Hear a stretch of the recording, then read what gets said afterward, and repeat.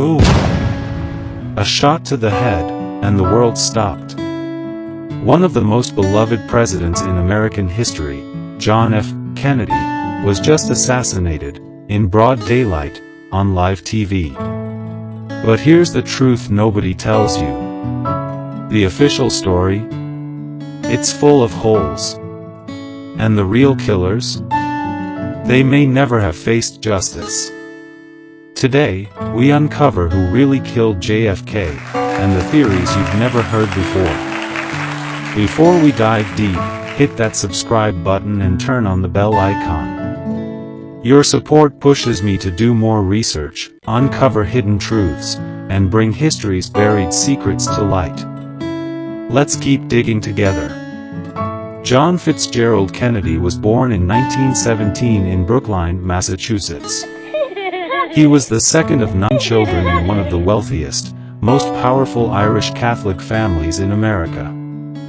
His father, Joseph Kennedy Sr., was a ruthless businessman and U.S. ambassador to the UK, while his mother, Rose Kennedy, came from Boston political royalty.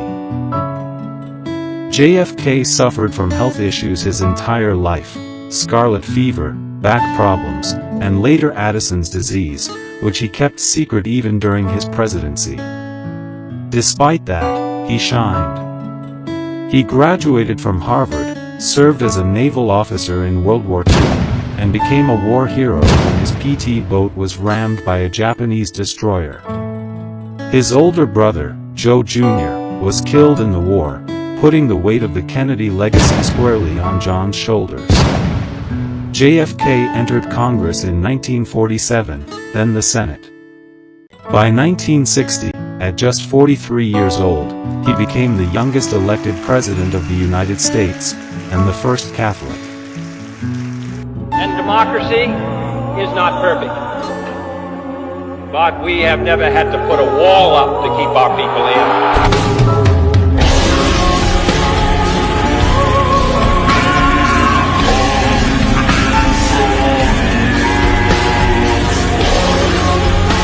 Choose to go to the moon in this decade and do the other thing, not because they are easy, but because they are hard. His charm, eloquence, and vision captivated the nation. He challenged the Soviets in the Cold War, pushed America into the space race, and stared down nuclear war during the Cuban Missile Crisis.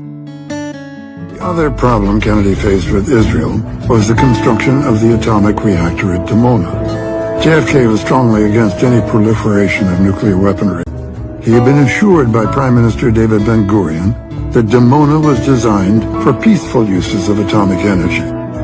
In the spring of 1963, Kennedy demanded full inspections by the U.S. of the Dimona reactor and threatened to place American aid for Israel in limbo if no agreement were reached. At the time of his assassination, negotiations were in process for biannual inspections.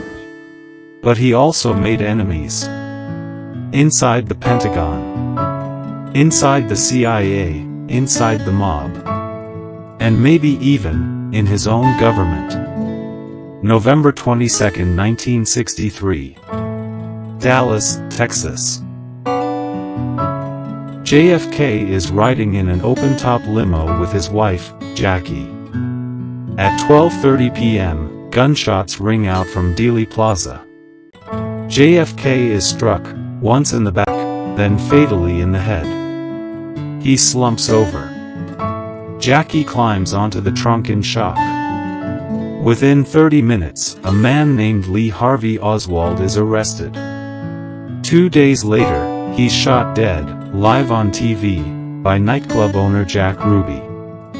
And just like that, the main suspect is gone. Forever. The Warren Commission concluded Oswald acted alone, firing 3 shots from the 6th floor of the Texas School Book Depository. But Americans weren't buying it. By the late 60s, nearly 80% believed there was a conspiracy, and that number hasn't changed much today. Why? Because the facts don't add up, and now, decades later, documents, testimony, and tapes are painting a very different picture. JFK refused full military support during the Bay of Pigs, which humiliated the CIA. He even fired top officials like CIA Director Allen Dulles.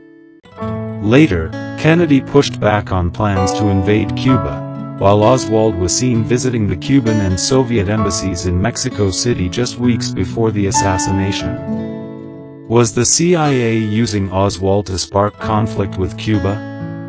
Or to silence the president they now saw as weak? The mob helped JFK win the 1960 election, especially in Chicago. But when Bobby Kennedy, as Attorney General, went after organized crime, the Mafia felt betrayed. Mob bosses like Sam Giancana and Carlos Marcello had the motive and the muscle. Could they have orchestrated the hit? Kennedy planned to withdraw troops from Vietnam. He opposed nuclear arms buildup and warned of a military-industrial complex gaining power. 1 month after his death, that plan was reversed. The war expanded, and defense contractors got rich. Oswald once defected to the Soviet Union, and somehow returned to the US with no charges.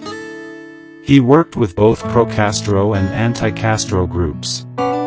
Was he a confused radical, or a manipulated asset used by intelligence services to do the unthinkable? Johnson and Kennedy were rivals. LBJ was being investigated for corruption, and feared being dropped in 1964. The moment JFK died, LBJ was sworn in as president. He ended investigations into himself, and launched the war JFK resisted. Coincidence? Or cold ambition? In the 1990s, Congress passed the JFK Records Act, releasing thousands of files. But even as recently as 2023, key documents remain sealed or redacted.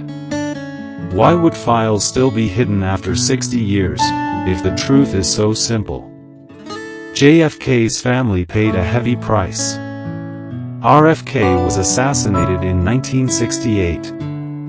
His son, JFK Jr., died in a plane crash in 1999. Today, Caroline Kennedy is the last surviving child. The Kennedy name lives on. But the family's destiny remains forever marked by power, pain, and conspiracy. So who really killed JFK? A lone gunman, or a network of betrayal? The truth has been buried, twisted, redacted, but it's still out there. JFK once said, asterisk, the very word secrecy is repugnant in a free and open society. Asterisk. If you believe the truth matters, stay with us. Like, share, and subscribe to support more deep dives into hidden history.